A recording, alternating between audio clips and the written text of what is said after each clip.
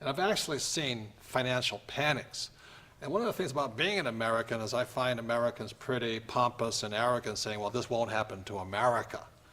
And if you're really going to study financial education, it does take in history.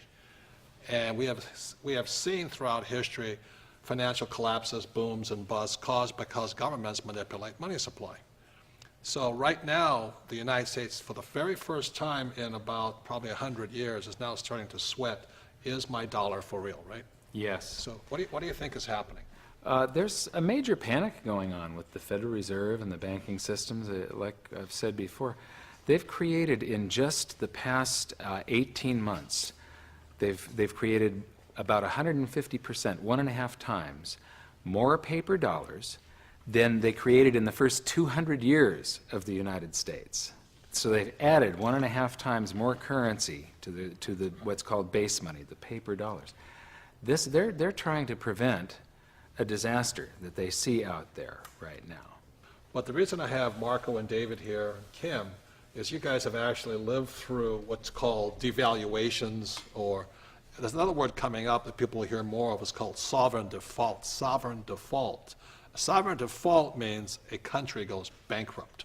They say we can't pay our bills.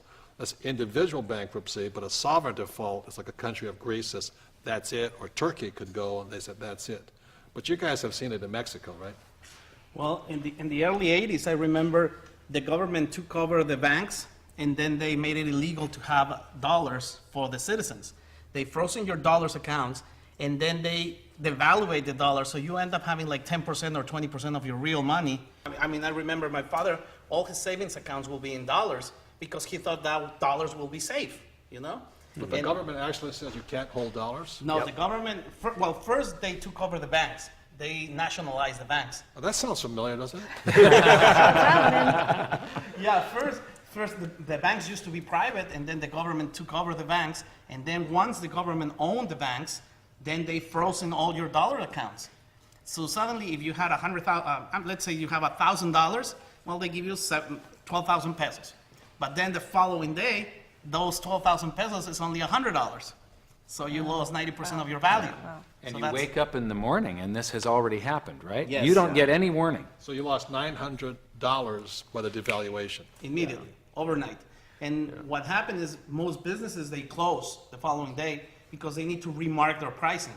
So business owners, a lot of business owners, and I actually have several friends that did a lot of money because they had a lot of inventory, and they just sell it with the new pricing. It was horrible, especially if David and I grew up by the border, Tijuana, San Diego, and it was horrible because you were making pesos, and then the next day the peso would be worth half, and you had debt in dollars. Like if you bought a car, you were paying your car in dollars, and you were making half of your salary, and you earned double of it's horrible. It's just So a your nightmare. debt went up tenfold with that devaluation, basically. Exactly, and it would happen again and again, and it So- felt so unfair. So I think that the government planned it very well because I remember very well that my father used to have a part of his money in San Isidro in the U.S. and part of his money in Mexico. And then they raised the interest rates in Mexico that it was so attractive for you to invest your dollars in Mexico's banks. before they did all this. Before they took over the banks and before that. So suddenly So they you got say, all these US You say, dollars. oh, I'm going to bring my money back to Mexico because I'm making a lot of return. Wow. The interest rates are 20, 25%. I mean, I'm making a lot of money. It was better.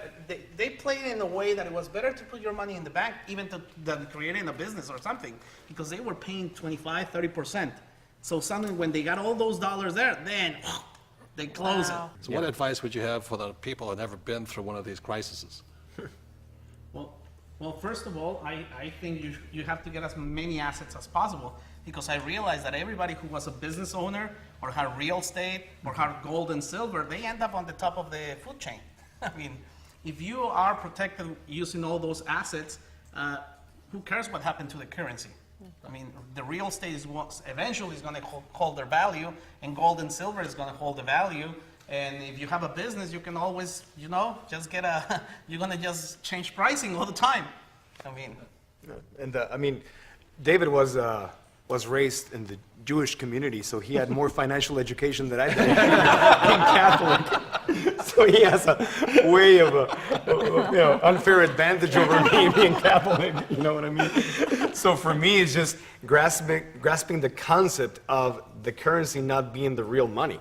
We've never been here in the history of the world. If the US dollar goes, the world goes with it. Is that correct? Absolutely. It backs every other currency on the planet right now. So what they saw in Mexico will repeat all over the world worldwide. So please get smart. If you don't have any knowledge, buy some gold and silver.